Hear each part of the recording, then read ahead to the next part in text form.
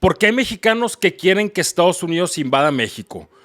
Hay mexicanos que piden que Estados Unidos entre a México para acabar con los cárteles de la droga. Porque nuestro gobierno no ha podido. El de Estados Unidos tampoco, pero eso ellos no lo saben. O les vale ver. ¿Qué opinas de la guerra del presidente Trump contra los cárteles criminales? Bueno, es absolutamente bienvenida la ayuda de los Estados Unidos para combatir a los cárteles en México. Y ese es el sentir de la mayoría de los mexicanos. Los únicos a quienes no les gusta que el presidente Trump envíe e intente ayudarnos a los mexicanos contra los cárteles son los narcopolíticos. Eso es la presidenta Sheinbaum y todo su grupo. Damas, caballeros y prófugos de este constructo llamado género, soy Daniel de la Garza. Bienvenidos al Lote.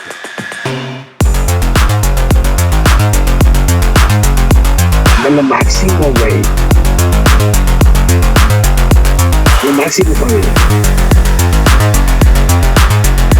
No voy a decir nada, güey. México tiene casi 2 décadas hundido en la violencia gracias a la guerra contra el narco.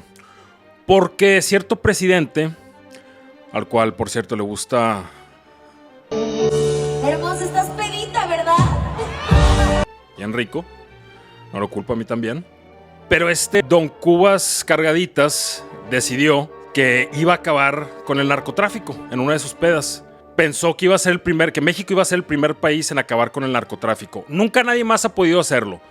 Pero dijo, mira, yo tengo las herramientas necesarias. Tengo un ejército sin preparación, corporaciones policíacas infiltradas, un sistema de justicia que no funciona y lo mejor de todo, un secretario de seguridad que viene de una corporación tan corrupta que tuvimos que extinguirla. Y el vato dijo, sí se arma. Y ahora tenemos mexicanos que piden que Estados Unidos use su maquinaria de guerra para acabar con los narcos y sus sicarios.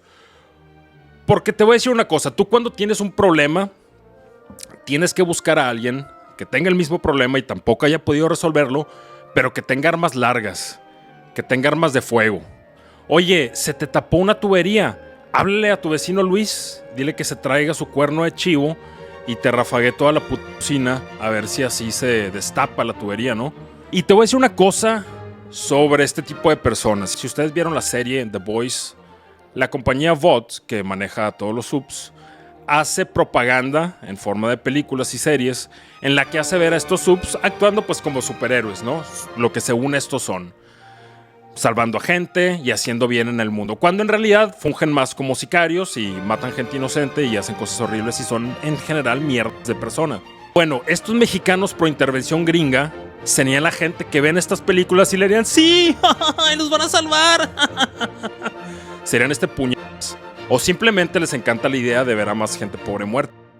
Ojalá. No, güey. A ver, vamos a dejarnos de mamadas, por favor. Las intervenciones gringas son un desastre. No funcionan. Y esto no es información nueva, no estoy encontrando el hilo negro de nada. Es información que tú puedes buscar, está disponible en Wikipedia y la ver.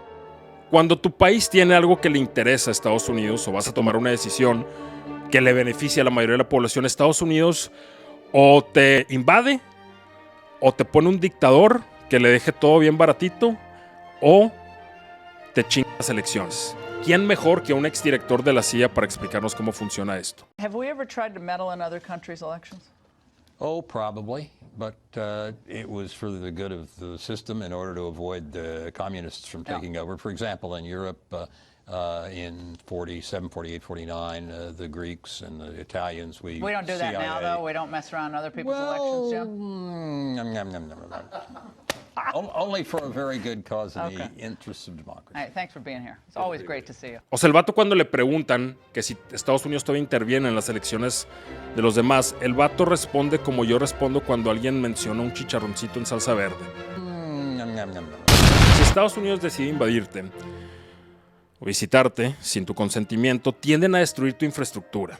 Las cosas que un país necesita para vivir. Puentes, plantas eléctricas, carreteras, escuelas, hospitales, todo. Y a causa de esto, muere gente inocente. O como ellos le dicen, daño colateral.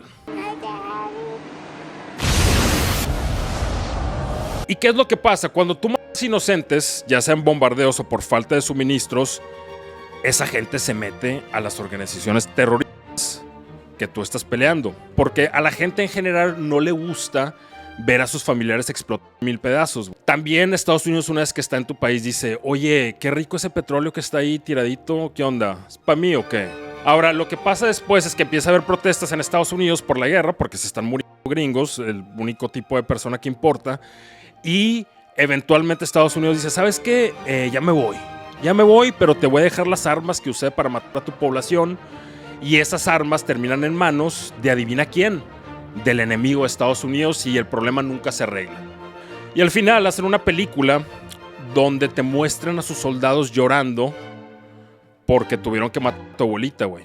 Por decir esta película donde un soldado se ve forzado a matar primero un morro, luego un papá y luego un abuelito. Y luego el muy mierdita dice,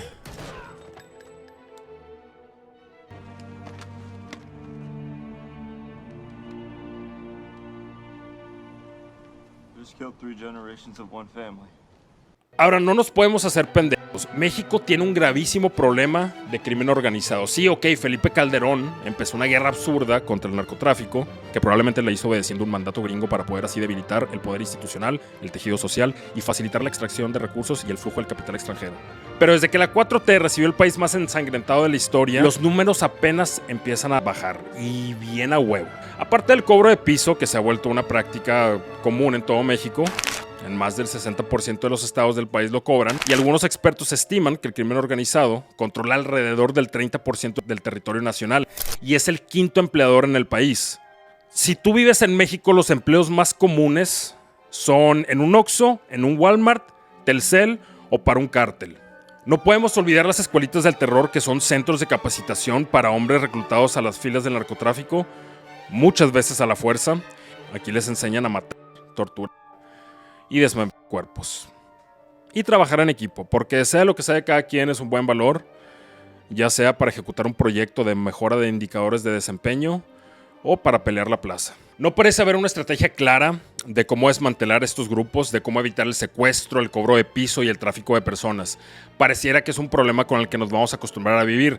Y mucha gente acusa al gobierno mexicano de estar ligado a los cárteles, y creo que deberías de estar muy pendejo para negarlo, pero no nada más el gobierno mexicano.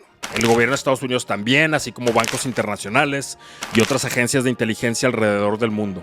El problema del narcotráfico no es de México nada más, es un problema global. Los problemas inmediatos son la violencia y el control que ejercen las organizaciones criminales en nuestro día a día. Pero, ¿Estados Unidos lo va a arreglar? ¿Estados Unidos nos va a salvar del crimen organizado? Existe un tipo de mexicano que se ha tragado la verga entera de propaganda que avienta Estados Unidos, desde el Día de la Independencia hasta las películas de Marvel. Dato interesante: el Departamento de Defensa está involucrado en la producción de las películas de Marvel para controlar la narrativa de cómo hacen ver al gobierno y al ejército más agresivo del mundo. Carlos Alarraqui, un vato que se dedica a discutir temas políticos y que tiene un tono de voz de alguien que ya no quiere estar vivo, nivel de mercadotecnia se gana con propaganda. Realmente pensaba que en algún punto de su historia Estados Unidos luchaba para derrocar las dictaduras del mundo y brindar democracia. Estados Unidos ya no vive la época del ugly American, que se metía a todas partes y no permitía que haya dictaduras y cosas. ¿Cómo? Esa percepción de Estados Unidos no tiene absolutamente nada que ver con la historia de Estados Unidos. Estados Unidos creó dictaduras en todos lados.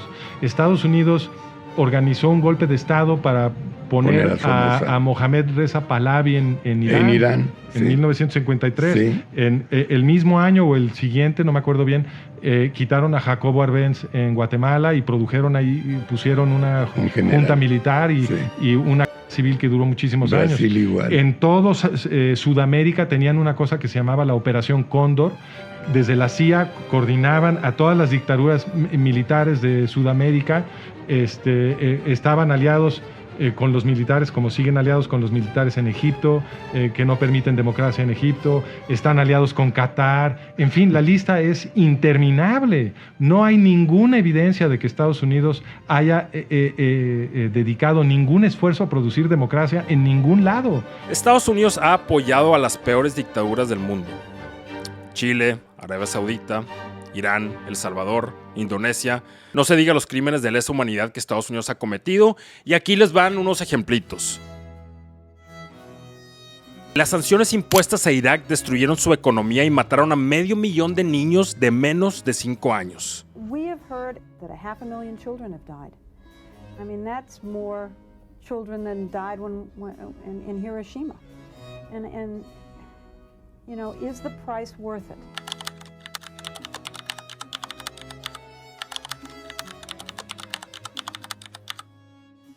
I think this is a very hard choice, but we think the price is worth it. It is a moral question, but the moral question is even a larger one. Don't we owe to the American people and to the American military and to the other countries in the region that this man not be a threat?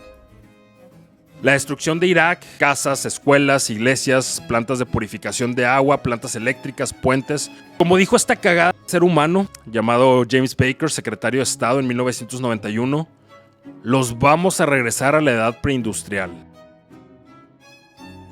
En la guerra de Vietnam, la métrica que usó para medir el éxito de Estados Unidos en este conflicto fue la cantidad de vietnamitas muertos, incluyendo a los civiles. Entonces, entre más vietnamitas mataban, más ganaban. Another time I had a friend of mine killed and I was very upset. And I asked this Vietnamese for his ID card and he said, "Come Viet," and that means I don't understand in Vietnamese. And it just pissed me off, so I pulled out my knife and I killed him. And it didn't bother me at all. I just called in, I said, "One VC killed." And they said, "How do you know he's a VC?" And I said, "Because he's dead." And they laughed and said, "Okay." You know. And I'd come in and people would ask me what's going on out in the front and I'd tell them. And they keep it chart for how many kills you have. And I'd come in and they'd show me how many I have. And what it is, every time you kill someone, you have to report it. And you have to search them for papers and stuff. But this is something else, body count. If 10 of us would go out and I'd come back with only 5 men, we'd lost half our men. And you couldn't say that you didn't see any enemy. So you could have only killed 1 enemy. And by the time it would get up to the high command, you know, you killed 50 of them because they couldn't say that they lost 5 men taking 1. So the body count's a bunch of shit. You know, what they say and what they get is different things. Like, you'd read the newspaper, on Operation Medina, 200 of us went out and about 47 of us made it back. And they just ambushed us and whacked the hell out of us. And I didn't see any gooks, man. They were sitting in the trees dropping grenades on us and they had machine guns on the front and the side. And the newspaper said we had all these kills, you know. I didn't know what the hell they were talking about. I never saw any kills. But they just didn't like to admit that all those men got killed for nothing. Al final, cuando Estados Unidos perdió la guerra y se retiró, habían matado entre 1 y 2 millones de vietnamitas. En Indonesia, la CIA apoyó en inteligencia, recursos y colaboración con el gobierno de Indonesia, que mató alrededor de 1 millón de indonesios sospechosos de ser comunistas. Dato importante, casi no usaron armas de fuego. Si quieren ustedes una probadita de lo que financia Estados Unidos y no poder dormir en la noche, busquen los escuadrones de muerte en El Salvador y el testimonio de Rufina Maya sobre lo que pasó en el Mozote. La destrucción de países como Libia, Siria, Yemen, entre muchos otros. Right after 9/11, about 10 days after 9/11, I went through the Pentagon and one of the generals called me and he said, "Sir, you gotta come in and talk to me a second." I said, "Well, you're too busy." He said, No. He says, "We've made the decision, we're going to war with Iraq." This was on or about the 20th of September. I said, "We're going to war with Iraq, why?" He said, "I don't know." He said, "I guess they don't know what else to do." He said, "I guess it's like we don't know what to do about terrorists, but we've got a good military and we can take down governments." And he said, "I guess if the only tool you have is a hammer, every problem has to look like a nail." So I came back to see him a few weeks later, and by that time we were bombing in Afghanistan. I said, "Are we still going to war with Iraq?" And he said, "Oh, it's worse than that." He said, he reached over on his desk, he picked up a piece of paper, and he said, I just got this down from upstairs, meaning the Secretary of Defense's office today, and he said, "This is a memo that describes how we're going to take out 7 countries in 5 years, starting with Iraq and then Syria, Lebanon, Libya, Somalia, Sudan, and finishing off Iran." Por cierto, no sé si se acuerdan de Al Qaeda, Esta boy band que tumbaron las Torres Gemelas. No, esos no. Estos. Y de ISIS, los creadores de contenido en el desierto. Bueno, ahora la CIA los están entrenando en Siria indirectamente. Mira nada más a Trump aquí echándole loción, cagándose de risa y pasándosela toda madre con este peladazo. Él es Abu Mohammed al-Julani, el nuevo presidente de Siria. Este vato es ex Al-Qaeda. Peleó contra los gringos en Irak y ahora está respaldado y financiado por Estados Unidos. Bueno, Daniel, pero Estados Unidos lucha contra el narcotráfico. Solo quiere detener el flujo de drogas a su país. Pues lleva décadas perdiendo.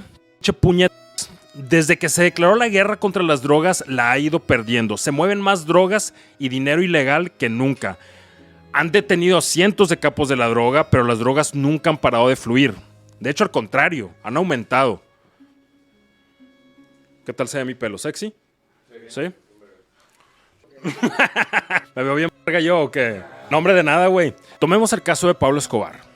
Se convirtió en un símbolo del monstruoso poder del narcotráfico y el crimen organizado. Estados Unidos se involucró en su cacería y el gobierno colombiano dedicó muchos recursos para acabar con él. Esta búsqueda costó muchas vidas y hasta la fecha es visto como un periodo oscuro en la historia de Colombia. Pero al final consiguieron darlo de baja. Y no puedo negarlo. Tuvo una muerte muy cool. Una pistola en cada mano. Como Tony Montana. Estuvo chida, la neta, güey. En el techo, pistola en cada mano, güey, tirando. ¿Qué onda? ¿Qué onda? Y lo mató. O sea lo que sea, una mierda de persona y lo que tú quieras del vato, pero muerte cool. Ahora, ¿qué pasó con el tráfico de cocaína a Estados Unidos durante su cacería y después de su muerte? ¿Se detuvo? ¿Por lo menos se redujo y hubo menos adictos? Claro que no, pinche imbécil de mierda. La cantidad de cocaína ingresada a Estados Unidos aumentó, nunca se redujo. ¿Por qué? Porque no importa cuántos narcos matas o metas a la cárcel, el negocio no depende de ellos. ¿Quiénes mueren o van a la cárcel en esta guerra? Peones, los empleados, los gerentes, nunca los dueños, los que verdaderamente manejan el negocio. ¿Cuántos directores de banco has visto que arrestan y mandan a la cárcel por lavar dinero ilícito? ¿Cuántos gobernadores o presidentes has visto que terminan presos por proteger el tráfico de drogas? De cualquiera de los dos lados de la frontera. ¿Cómo te explicas que por más narcos que matan o meten a la cárcel, el tráfico de drogas solo aumenta, nunca baja? Los periodistas norteamericanos saben todo lo que saben del narcotráfico en Colombia, que es mucho. Lo saben porque los periodistas colombianos lo han investigado, lo han destapado y muchos de ellos han sacrificado su vida por esas publicaciones. En cambio, nosotros no sabemos nada de cómo es el narcotráfico dentro de los Estados Unidos, porque los periodistas norteamericanos hacen como si ese narcotráfico no existiera. Y si en los Estados Unidos se abastece 30 millones de drogadictos diariamente, sin ningún incidente, sin ningún problema, como si fuera a repartir la leche, el pan, el periódico. Si se pueden abastecer sin incidente, eso quiere decir que hay unas mafias mucho más poderosas que las de Colombia y una corrupción de las autoridades mucho más importante que la de Colombia. Y no va a parar. En palabras de Mayo Zambada, en su entrevista de proceso con Julio Scherer: un día decido entregarme al gobierno para que me fusile. Mi caso debe ser ejemplar, un escarmiento para todos. Me fusilan y estalla la euforia. Pero al cabo de los días vamos sabiendo que nada cambió. El problema del narco envuelve a millones. ¿Cómo dominarlos? En cuanto a los capos, encerrados, muertos o extraditados, sus reemplazos ya andan por ahí. Es un negocio en el que los que ganan son los bancos que lavan dinero y agencias de inteligencia de Estados Unidos, como la CIA, que lo manejan. Muchos periodistas e investigadores han descubierto la conexión entre los cárteles de la droga y la CIA. I will tell you, Director Deutsch, as a former Los Angeles Police narcotics detective, that the agency has dealt drugs throughout this country for a long time.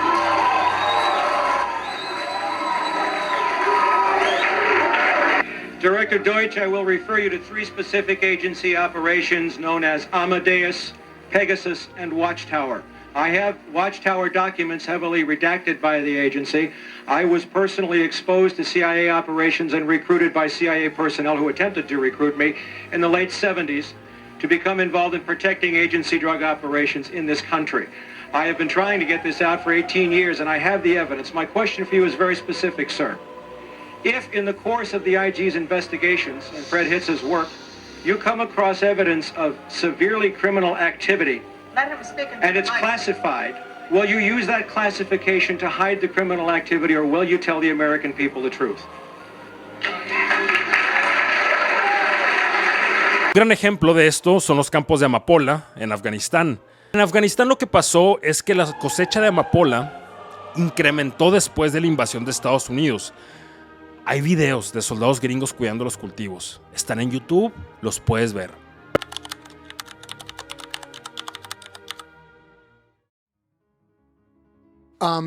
I was keenly aware that Afghanistan at the time was producing 93% of the world's.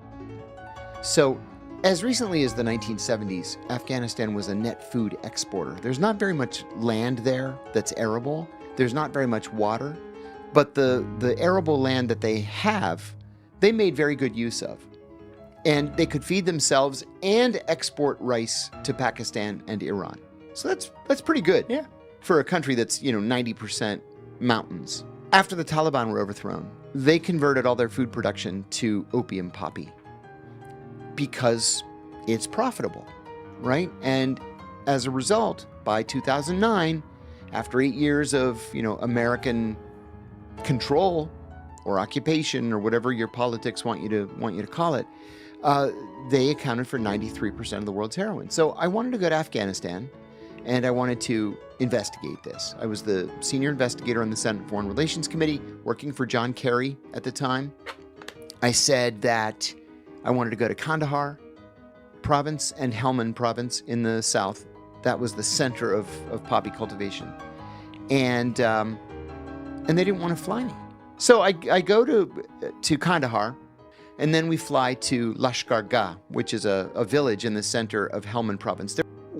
We get off the helicopter, and the State Department people greet us, and I said, I want to just drive out into the poppy fields. Now, when you're coming in to Lashkar Gah, as far as the eye can see, it's just poppy. So I said, listen, we're going to drive out into the poppy fields. The military escort that I had said, absolutely not. And I said, no, we absolutely are going to drive into the poppy fields. We go out into the fields, we find a poppy farmer. So I asked him this very naive question. And I said, why do you grow poppy when instead you could be growing things with 2 growing seasons, like tomatoes or onions or pomegranates? He was very frustrated. He goes, the Americans told me in 2001, if I told them where the Arabs were, I could grow all the poppy I wanted. And I said, what Americans told you could grow poppy? As soon as I said it, the military guys were like, meeting over. And they pull me back into the Jeep. We're under threat. There's nobody out there but us. We go back to the base. Pero seguimos viendo senadores de Estados Unidos como Lindsey Graham, este viejo pendejo con nombre de niña bonita, decir que México no está haciendo nada contra el narco. ¿Qué van a hacer los gringos para acabar con los cárteles? ¿Bombardear laboratorios de fentanilo? ¿Los laboratorios que son móviles y que pueden hacer más y donde sea? ¿Matar capos del narcotráfico que van a ser reemplazados al siguiente día? ¿O que van a fracturar las organizaciones criminales que ahora, en vez de una, van a ser 2 o 3 o 4? Los cárteles tienen casas de seguridad en las ciudades. ¿Van a bombardear estas casas con drones? ¿Cuántos mexicanos inocentes van a morir en el proceso? ¿Cuántos niños? La mayoría de la droga que llega a Estados Unidos entra por los puertos principales de acceso. ¿Qué van a hacer? ¿Cerrar las fronteras y detener el comercio internacional y mandar a la verga la economía? ¿Cómo van a acabar con el narcotráfico? ¿Cómo? No han podido hacerlo en ningún país. ¿Por qué vergas van a poderlo hacer en un país vecino con terreno montañoso, perfecto para que los cárteles, expertos en túneles, operen desde ahí? Estuvieron 20 años en Afganistán intentando erradicar al Talibán. Se gastaron $2.3 trillones y en el momento que evacuaron, los talibanes recuperaron todo el país en 10 días. Tomemos las palabras del general de los Marines, Medley Butler. En su libro, La guerra es una estafa, nos dice lo siguiente. Pasé 33 años y 4 meses en el servicio militar activo y durante ese periodo pasé la mayor parte de mi tiempo como un matón de clase alta para los grandes negocios, para Wall Street y los banqueros. En resumen, fui un extorsionador, un sicario del capitalismo. Ayudé a hacer de México, y especialmente a Tampico, un lugar seguro para intereses petroleros estadounidenses en 1914. Ayudé a convertir a Haití y Cuba en un lugar decente para que los chicos del National City Bank pudieran recaudar ingresos. Ayudé en el saqueo de media docena de repúblicas centroamericanas en beneficio de Wall Street. Ayudé a purificar Nicaragua para la Casa Bancaria Internacional de Brown Brothers de 1902 a 1912. Llevé la luz a la República Dominicana para los intereses azucareros estadounidenses en 1916. Ayudé a que Honduras fuera adecuada para las compañías frutales estadounidenses en 1903. En China, en 1927, ayudé a asegurarse de que Standard Oil siguiera su camino sin ser molestada. Mirando hacia atrás, podría haberle dado algunos consejos a Al Capone. Lo mejor que pudo hacer fue operar su negocio en 3 distritos. Yo operé en 3 continentes.